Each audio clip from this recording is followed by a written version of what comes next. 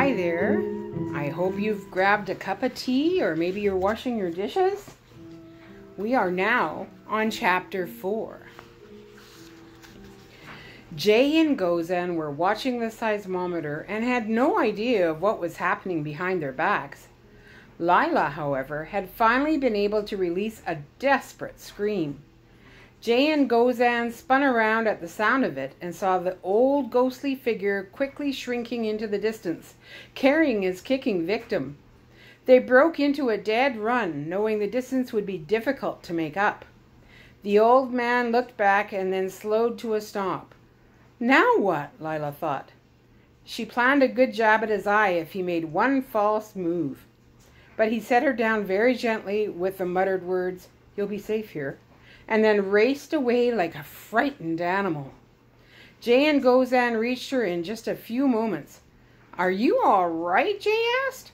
The answer was just forming on Lila's lips when all three of them were blinded by an incredible flash of orange light and then deafened by a tremendous explosion. They dropped to the sand, covering their heads and each other. The supply shed blossomed in a ball of fire as shreds and splinters of material were propelled in all directions. A huge cloud of smoke billowed skyward. The sound of the blast slammed into the surrounding mountains and rocky crags, where it was broken into hundreds of separate sounds that rebounded back across the valley, slapping the air and the desert floor with echoes upon echoes and explosions upon explosions. Boards and splinters began to return to earth in a hazardous shower. Shreds of paper fluttered down like scorched snowflakes. Jay took a cautious look. The worst was over. Gozan and Lila raised themselves up. Gozan was the first to speak, or rather to shout. "The shaman! The shaman of the desert! It was him! Are you all right, Miss Lila?" "Did he hurt you?" Jay demanded. Lila answered, "No, I guess not. How are you?" "Don't worry about me," Jay turned to Gozan. "Gozan, what did you say?" Gozan was trembling. "It was the shaman of the desert. He blew up the supply shed." "You know who that was?" Gozan's eyes were big. His body was trembling. "The shaman, a magician, immortal. He is part of the legend surrounding the door. It is said he guards it and that he has great power to destroy anyone who dares to violate the ancient curse."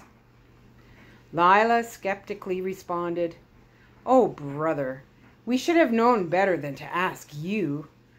"It is true, Miss Lila. You were in terrible danger." "Some magician," said Jay. "He's more like a petty saboteur, it seems to me. It's a good thing we have more explosives in the other shed." Gozan shook his head, pounded the ground in despair, and moaned his lament. "We are doomed. We have aroused the wrath of the shaman. Everything is against us. Our lives are marked now for horrible death." I don't think so," said Lila. "I don't think so at all." "Why not?" Jay asked. "I don't think he meant to kidnap me. Did you see the way he came to this point and then set me down? He said something about me being safe here. I think he was just trying to get me away from the explosion. He was trying to keep me from being hurt." Jay could see the sense in that, but too much of it still didn't make sense at all. "He warned us not to open the door. Then he blew up our supplies, obviously to keep us from succeeding. Just what is he up to anyway?" "Well, I noticed the earthquake has stopped." Jay chuckled a bit. "And I didn't even notice when. Sis, I never thought you could be more exciting than an earthquake." "Well, don't expect me to do it for you again," said Lila. Gozan looked up from his pit of despair and muttered, "The earth only shook when he was here." Lila was ready to change the subject. "Dad's waiting for some detonators," she said, getting up. "Yeah," Jay agreed. Let's get on with this project. Whew! Wait till he sees this mess up here. Dr. Cooper listened to the account Jay and Lila told him and put up with Gozen's colorful embellishments, and then stood there in a very thoughtful mood while the whole crew waited to hear his next order. He scowled, dug in the sand with his toe, walked back and forth with his hands, gesturing to his silent thoughts, and then stared at the door for the longest time, like a gladiator staring down an opponent, like a general sizing up an enemy's army. He stared and he thought, and they all waited. He drew a long, deep breath. "The answer to all this lies behind the door," he said finally. He then looked at Bill, who was still holding his wonderful explosives, and said, "Open it." Bill smiled very confidently and set right to work, directing all the crew in placing the explosives in just a certain way around the seams of the door. They used ladders and ropes to reach as high as they could up the door's sides, carefully packing the explosives into the cracks. Bill inspected every placement, every person's work, every quantity of the stuff. Everything had to be just right. The work took hours. Then they all gathered, not at the base of the stairs, but at the very top, on the ground, at the edge of the dragon's throat. Bill would use a radio detonator this time and a series of special relays. No one needed to be anywhere near the blast. "Well, sir," Bill said, looking at them all, "if this doesn't open it, nothing will. I just hope we don't bring down the whole cavern." "I trust you, Bill," said Dr. Cooper. "Thank you," Bill said rather grimly. He was unusually serious about this particular blast. "Hang on to your hats." He pressed the switch. Jay, who had his eye on the seismometer, immediately saw the needles go off the paper. Everyone could feel the rumble of the blast under his feet. The dragon's throat began to rumble and growl, and then issued a tremendous, angry roar as smoke, dust, and gas billowed out of the shaft like the eruption of a volcano. They all scrambled back from the edge of the cavern as the cloud poured out of the hole and drifted, black and ugly, across the desert floor. "How-wee!" Bill exclaimed. "That was pretty." "What happened down below?" Dr. Cooper wondered. "I'll be surprised if you didn't disintegrate it." "Trust me," said Bill.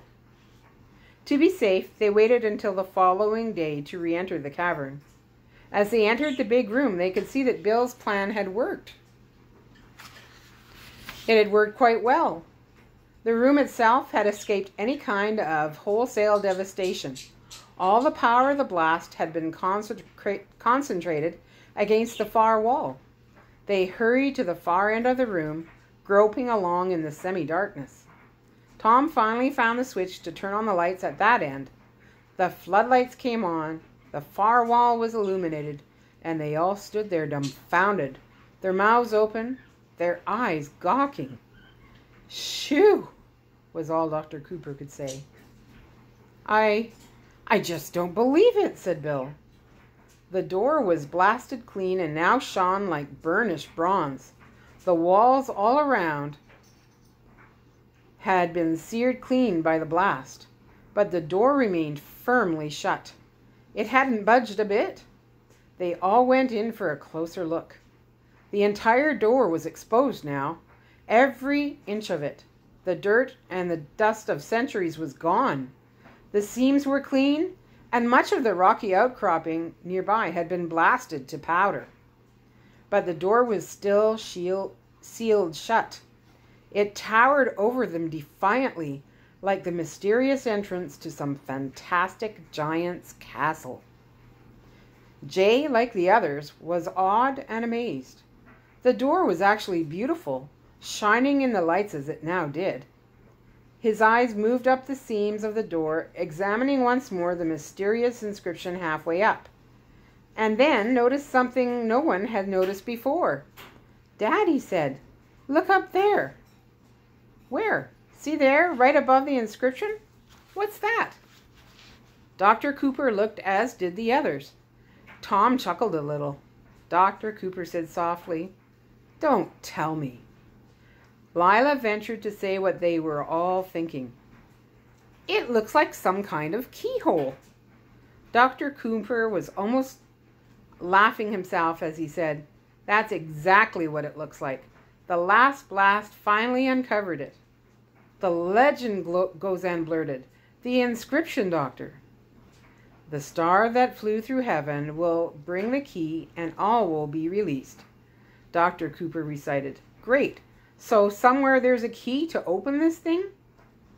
Bill chomped on a wad of gum as he stood beside Dr. Cooper and concluded, "Well, seeing how my explosives can't open it, a key might help."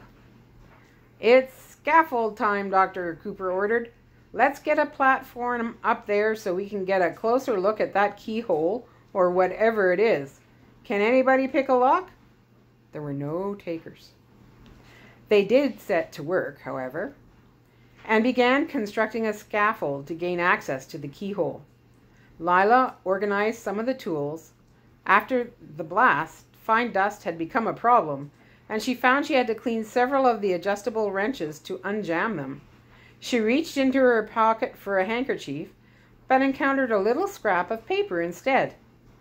She unfolded it and found some curious writing on it. She scowled and squinted as she read it, and then called to Jay. "Jay, look at this." Jay finished driving a nail and then joined her. "What on earth?" "That strange old man must have slipped it into my pocket when he sent me down yesterday. Can you make out the words?" The two of them tilted the paper towards the lights to get a better look. The writing was hard to read, but between the two of them they finally deciphered, "Please meet me, 1107 Street of the Scorpion. Tomorrow at sunset, I will explain." "Hoo, boy," said Lila. "That's tonight." Jay called, "Dad, I think you better have a look at this." The sun was a huge red ball of fire, just touching the distant sand-duned horizon as Dr. Cooper drove the Jeep into Zahida. Jay and Lila were looking over a crude map of the city, trying to find the Street of the Scorpion. Oh, said Lila. "Here it is, on the cast side of the city."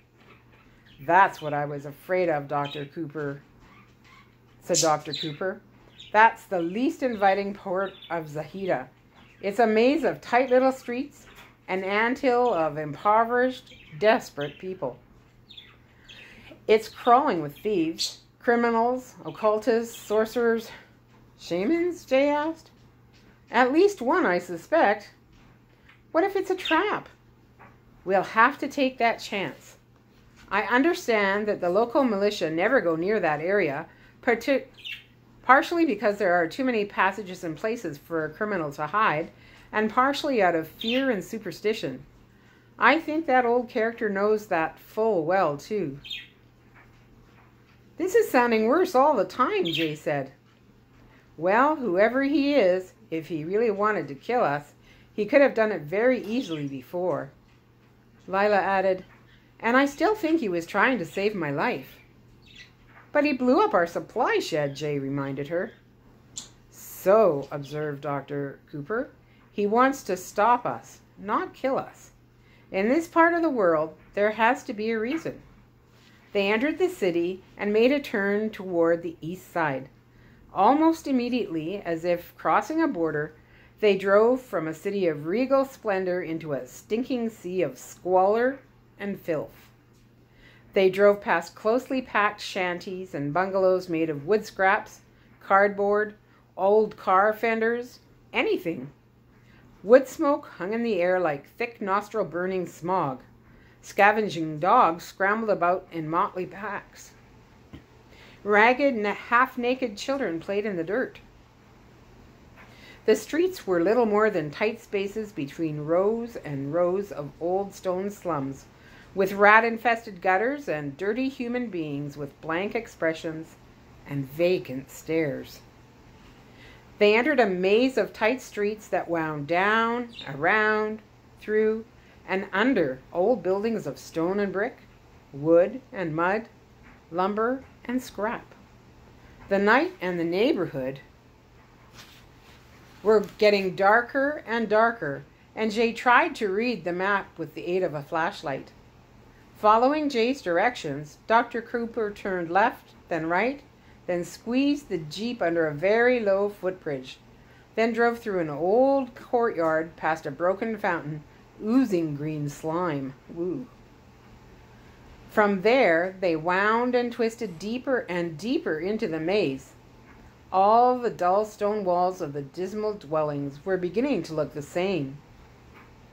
Dr. Cooper pulled the Jeep to a stop beside an old man with a mangy, garbage-fed dog. He jabbered to the man in 2 or 3 languages until he finally got some response and a pointed finger to show them the way. They continued on. All the light of the dying day was gone by the time Dr. Cooper brought the Jeep to a halt at what appeared to be a dead end. Stone walls towered all around them like the walls of a canyon or a prison. There were several narrow passageways leading out of the very small square, but none wide enough for a vehicle. Dr. Cooper shined his flashlight here and there and finally spotted the odd foreign squiggles on a faded sign. "Street of the Scorpion," he said. "Oh, terrific," Lila said with foreboding. Dr. Cooper checked his gun. "Okay, let's go." They got out of the Jeep and went to the narrow little passageway which had somehow earned the name of a street, and peered into the blackness. From here it looked like a dangerous, dark, drippy cavern with stone walls rising straight up into the blackness of the sky, and a dank, slimy pavement that glistened in the beams of their light.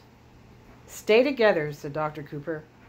They started into the passageway 1 step at a time, looking all directions, trying to be as silent as they could. The thick, wet air seemed to carry the sound of a snicker or a fiendish laugh. They could hear invisible rats skittering just ahead of their footsteps. Meow! A black cat jumped aside and the kids leapt several feet.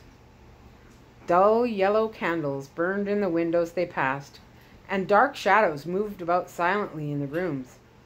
Occasionally they would catch a glance from a set of yellow eyes that seemed to float in the blackness without a face. The eyes would stare for a moment and then blink out with disinterest.